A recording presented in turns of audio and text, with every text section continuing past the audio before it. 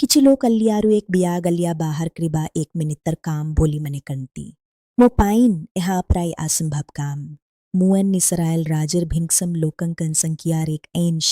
यून माने प्याटी दिन एक शारीरिक बियन मानसिक अवस्थार सम्मुखी हुअंती याह साल कार्य गुद्दी कुक्स्ट कर कृथाए ओत्थिबा संगथित हेबा एबेन के टेक्स मेरे गृस बुत्थारु मौलिक काम करिबा मोर विशेष असुविधा हुतिबा कार्य गुद्दिक मधीरु गोती हुचिमो अपार्टमेंटरु अलिया बाहर करिबा मून विभिन्न संस्था सरकारी कार्यालय संगठन एबेन लाभकारी संस्था शिट योगायोग कृबाकु चेष्टा कृछि किंतु वास्तव मोन नीकु प्रकारत समाधान बिना बारंबार गति संस्थारु अनि संस्था को पत्तायाओ थी बार देखो छी एही स्मीम धीरे जीवन काली आए एबेन एक्सटरी आए मुएन केबल एक भिंगसम पेंशन रे बनी से तनु एपरी मौलिक जिनिस को दिक्रे मोते सहायी कृबा पाए मोर कौन सी ग्रोई कंपानी को दई देबार विकल्प नाही